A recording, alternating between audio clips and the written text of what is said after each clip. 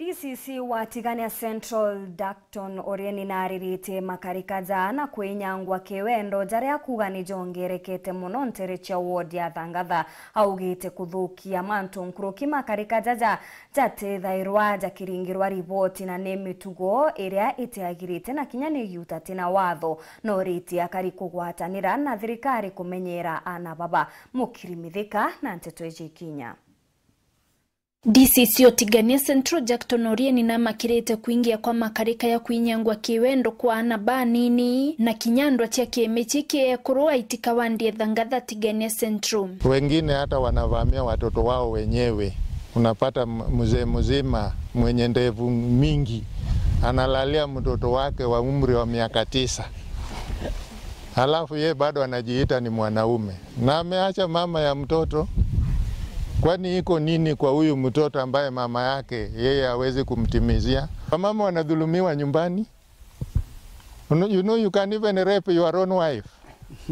Si hivyo, siko kitu kama hicho. You rape your own wife. Sababu yeye hana sei. Sheria ya Kenya inakubalia watu wote kuwa na msemo. Mama akiwa anaweza kukusaidia na wazo ambayo itakusaidia ambayo hautasahau maishani mwako.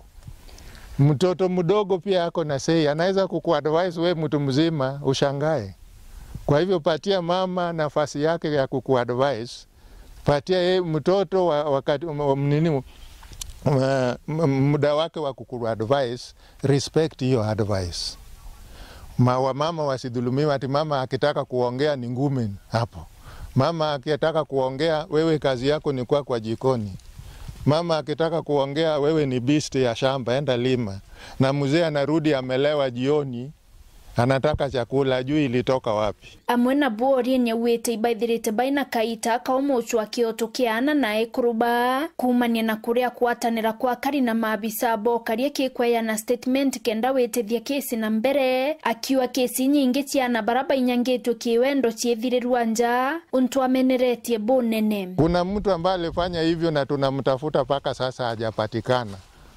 Na sisi raia ambao tuko kwa area ndio pengine tunaficha huyu jamaa. Kuna hata mtu Tigania Central.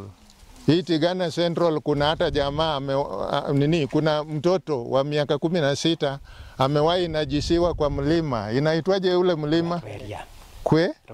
Ruaria.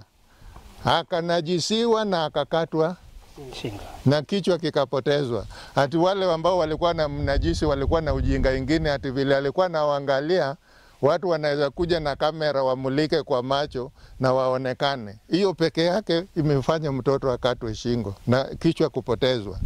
Ilipatikana baada ya muda gani kichwa? 1 month. 1 month. Kichwa ikiwa ni skull.